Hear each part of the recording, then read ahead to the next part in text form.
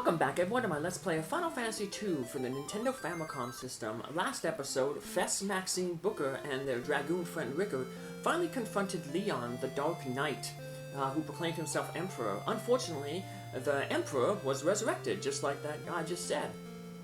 And he basically summoned Castle Pandemonium from the depths of hell to serve as his new fortress.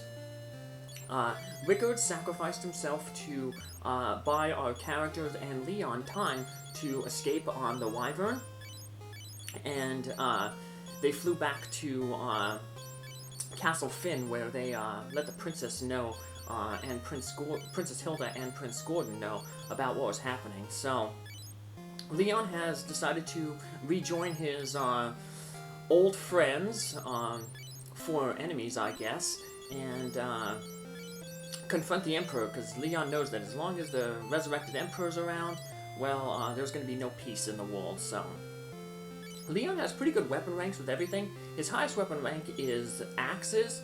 He's left-handed, so we give him the rune axe on the left hand. That's the best axe in the game. His shield rank, though, is pretty low, so he's going to get the Defender Sword so that he has some decent evasion. His sword rank is the second highest at level 8. So he'll get a good bonus from using the Defender Sword, more than if he would be using a shield.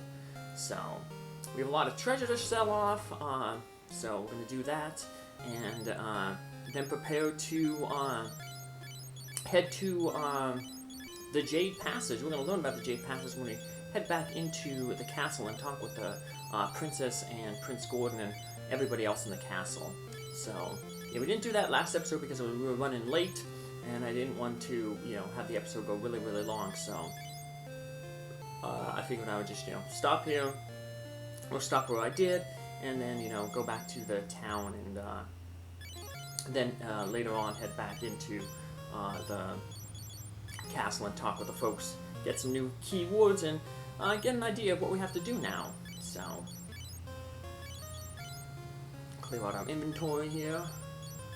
Most of the inventory space we're going to have to use for, elixirs and stuff. So maybe some status healing items. Because we have 2 dungeons, basically. The 2 remaining dungeons in the game, the Jade Passage and Castle Pandemonium, and they're linked. So you basically have to go through them all at once. So this is where stuff like elixirs are going to come in handy. Because, like I said in a previous episode, in these earlier Final Fantasies, there's not save points in longer dungeons. So once you head into one, you have to finish it all at once. So now, of course, we won't be finishing all in, one episode, but eventually we're going to have to make one big long trip through both of those dungeons. So not at first though, because we'll kind of go in through the Jade Passage. The plan is to go into the Jade Passage, loot all the treasure in it, then come out, regroup. That way it makes the Jade Passage the second trip through the Jade Passage a little bit easier, because we don't have to do as much, it'll be a shorter trip because we won't have to do as much exploration. We can just go straight through the intended path and not have to worry about, going off to the side to grab treasure and get into different encounters. So let's wander around. Not too many people left to talk with ever since, the cyclone hit. But the ones we do have left to talk to do have some important things to say. Fess, promise me that you'll come back safe. So we'll get some new keywords, but Paul doesn't have anything else new to say, so I figured, we'll just hit him up right here while we're in the town. So everybody took some damage there, including Leon, I guess, from the Emperor. He's some of those fire pillars to go after us. So, well, yeah. So this is our final party. Like I said, we're coming full circle. This is the party we started the game off with. But even though we're the same people, we're 3 ratty heroes in 1 person, we are much different than we were way back in episode 1. We couldn't stand up to even those Dark Knights. Now the whole world rests on our shoulders. Castle Pandemonium crumbled. Pandemonium rose in its place. Pandemonium has risen from hell.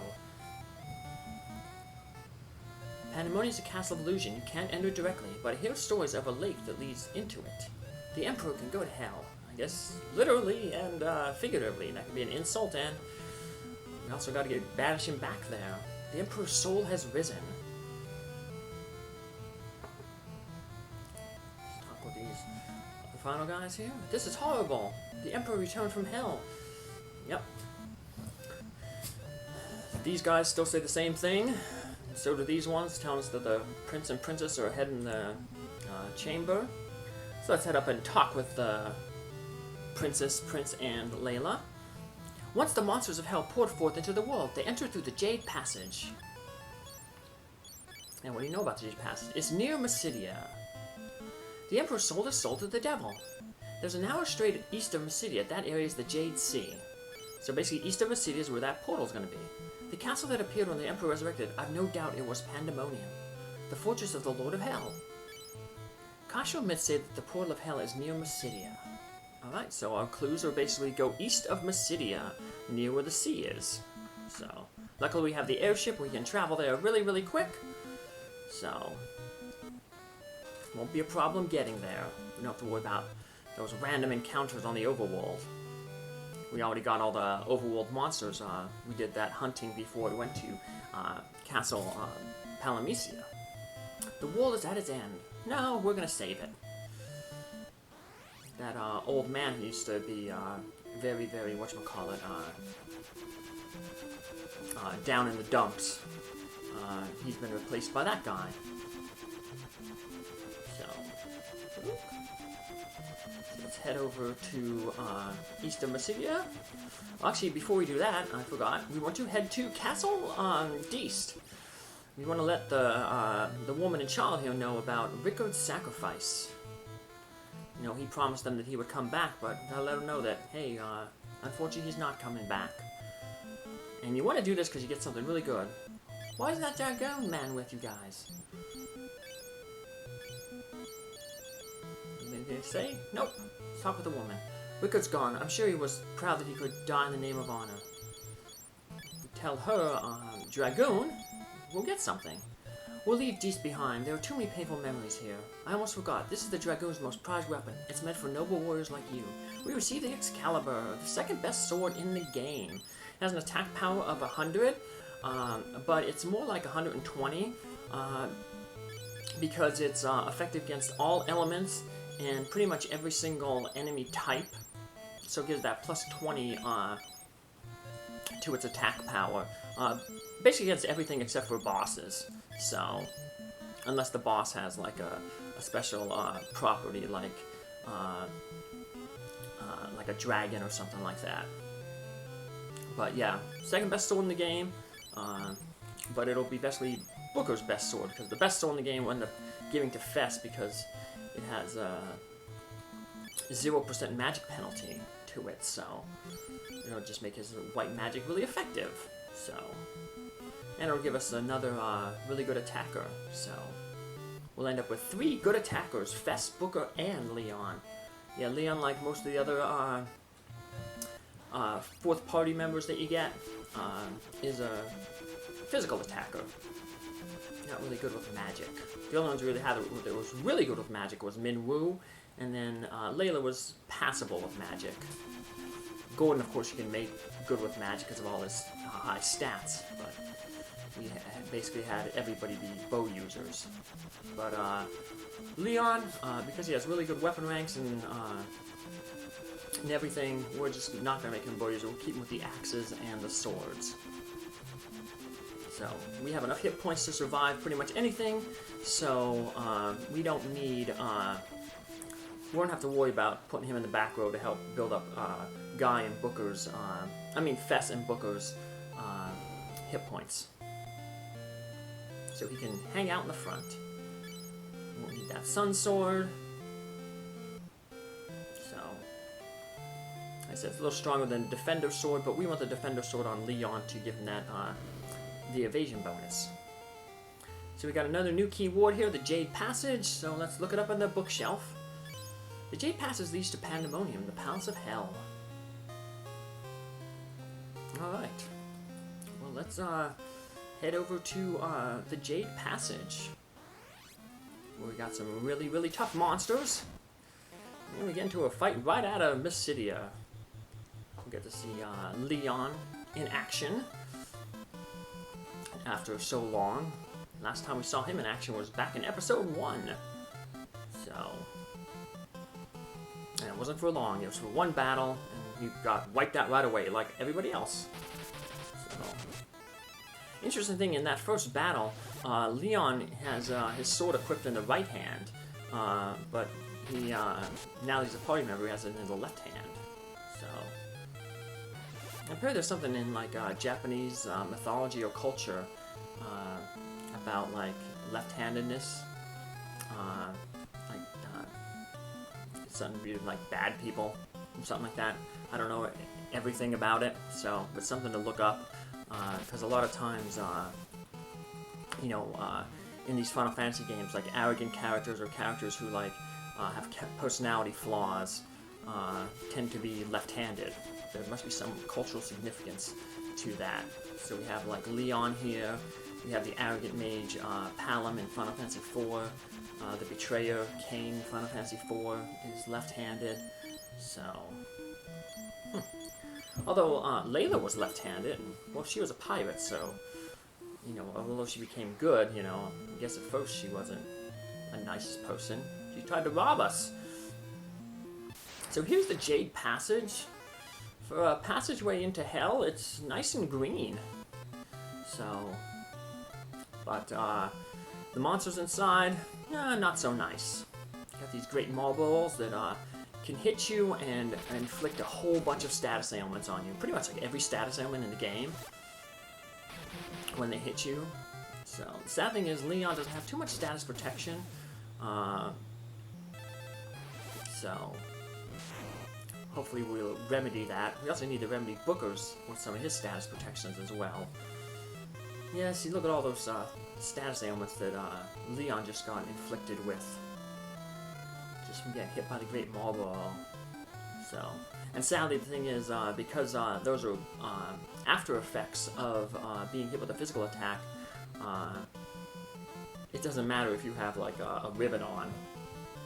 Because ribbon only prevents like, magical effects from taking place. If they tried to poison us with magic, then it would have stopped. But with if it's a byproduct of a physical attack, it avoids that protection that like the ribbon does from spells or like other equipment. But wow, we got hit again. Poor Leon. So, this goes to show just how terrible the monsters are. And unfortunately, there's some like non-permanent status effects there, so the ensuing spells ain't gonna work all that well. So, because that really only affects the permanent status effects. So yeah, Leon won't be getting any stats or anything from this battle, but that's okay. His stats are pretty good for where they have to be. So, yeah, most of the time, like, your characters, your bonus characters that you get, they're at a decent enough stat that, they can carry you good enough for the area that you're in to survive. So, as long as your characters are similar to your new characters that join you, you're pretty much good. So, like I said, there's no real need to super duper level or grind or stuff like that. So, you see, like, Booker and Leon, their hit points are, somewhat similar. Booker has about 200 more, Fess is about 400 more, but because, he's been targeted more because of the lower evasion, but, they're similar, so, yeah, it just goes to show that, there's no need to do those, like, select cancel glitches that slow the game down or hit your own characters and stuff like that. It's just I think a myth that somebody said that they did. Well, not necessarily a myth, but just something that somebody said they did, and then a lot of people just started doing it and then took it for granted that that's something that had to be done. So then, of course, then people come into the game thinking, oh, this is the way I have to do it. And, of course, it causes the game to slog, because you're spending so much time, beating up your own characters to get them to a point where they don't need to be. So, yeah, just going through and playing the game yourself, or, say, watching somebody, like me go through the playthrough like this, I guess kind of as the game is intended, can show you that, you don't have to go through, do something cheap or cheesy or some exploit, to make the game winnable. So, let's finish off these salamanders here. The fire lizards, basically. I'm thinking of the Salaman monsters that we got in Final Fantasy Legend 1 on the first floor. Second tier, second best monster tier in the game. Already on the first level. That game you can break with if you know how to manipulate the meat. But like this game, you don't have to do that to beat that game. I just did it in that game to kind of show it off. So, but now here's some very evil monsters here. These abyss worms. So once you clear out one of them, I'll throw its stats up. But they have a non-elemental Cyclone 13 spell, and even though it's multi-targeted, it hurts really bad because there's no protection from that Cyclone element. It's kind of like the Flare Holy spell where it has no element. So you get a whole bunch of them like this here, where there's 5 of them, and they can really put a hurting on your party. So here comes the Cyclone 13. So yeah, they're pretty tough. 1,290 hit points. So it's going to take probably about 2 people ganging up on them, like Booker and Leon taking one out. So that's kind of how we're going to focus on it.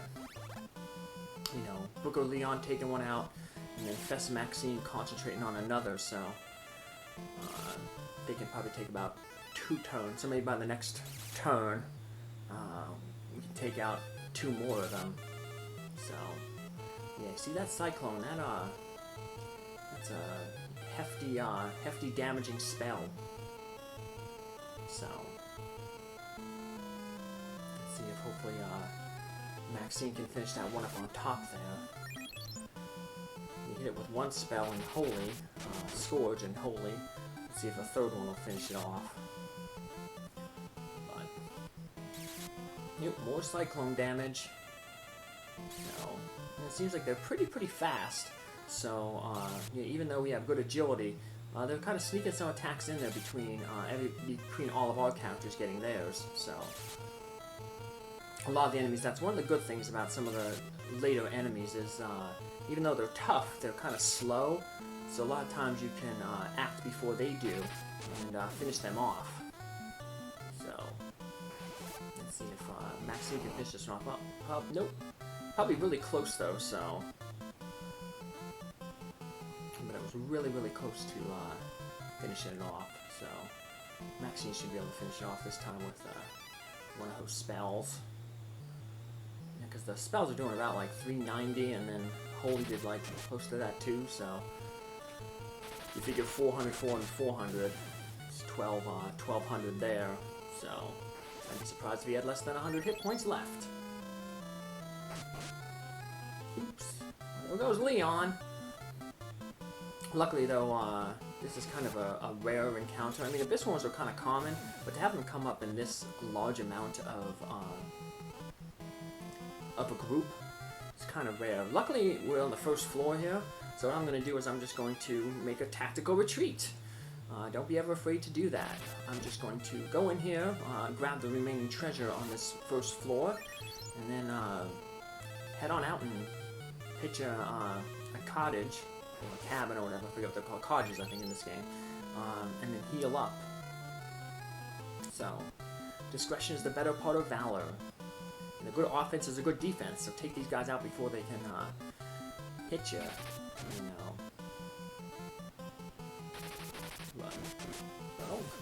Alright, finish that one off. A lot of good treasure in this Jade Passage, but like I said, that means that we're going to have to go out of our way to get a lot of that good treasure. And in doing so, we're going to, take quite a bit of a beating. That's why we're going to, like I said at the beginning of this episode, we're going to kind of make several trips. We'll make a trip through just to get all the treasure, then we'll leave, heal up, and then make a short trip through to get to Castle Pandemonium. The first trip is just going to be going through and taking the off-beating path to get all the treasure. And once you get all the treasure, that'll make the second trip through easier, because like I said, there's a lot of good treasure here, basically a lot of your best weapons, the best armors in the game, so yeah, not so good, but next floor we'll get some better stuff. So let's just warp on out of here. We can use one of those cottages that we've been hoarding around with us for a while. Heal ourselves back up to full, because that's basically what they are. They're basically a portable inn. And then we'll head back into the Jade Passage in our next episode. Take care, have a good one. Thanks for following along. Bye.